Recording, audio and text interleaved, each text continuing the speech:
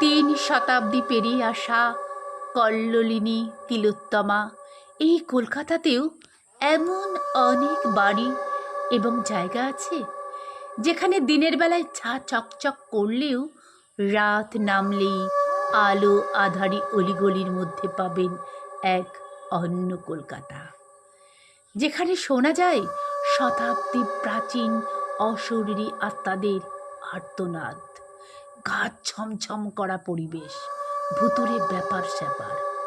খোদ কলকাতার এইরকমই 12টি জায়গা নিয়ে লিখেছেন কথা সাহিত্যিক সিদ্ধার্থ সিংহ 12 ভুতুরে।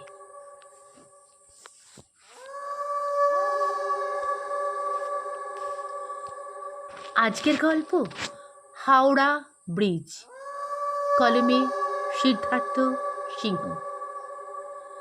1943 সালে জনগণের জন্য ব্রিজটি খুলে দেওয়ার পর থেকে আজ অবধি বহু মানুষ এই সেতু থেকে গঙ্গার জলে ঝাঁপ দিয়ে আত্মহত্যা করেছেন।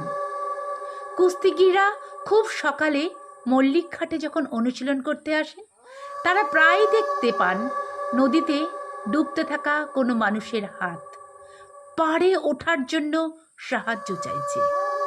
দেখা গেছে যারাই সাহায্য করার জন্য এগিয়ে যান, পরে তাদের মরদেহ খুঁজে পাওয়া যায় ওই নদীর পাড়ে।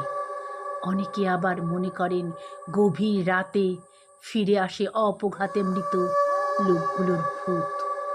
এর পাশাপাশি হাওড়া ব্রিজের ঠিক নিচেই গঙ্গার ঘাটে, যেখানে ভোর হতে না হতেই ফুলের বাজার বসে, সেই ঘাটে যারা প্রতিদিন যাতায়াত করেন তারা এখানে সাদা শাড়ি পরা, মাথায় ঘোমটা টানা একটি মহিলাকে ঘুরতে দেখেছেন।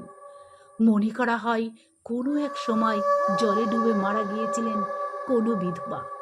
তারই আত্মা নাকি আজও নাকে সুরে কাঁদতে কাঁদতে পথ চলতি মানুষের নাম ধরে ডাকে। আর কেউ এগিয়ে গেলেই মৃত্যু অবধারিত। এরকমই রহস্য রোমাঞ্চ ভরা গল্প শুনতে নজর রাখুন শনিবারের সাত কাহনে। গল্প পাঠে আমি শর্মিলা।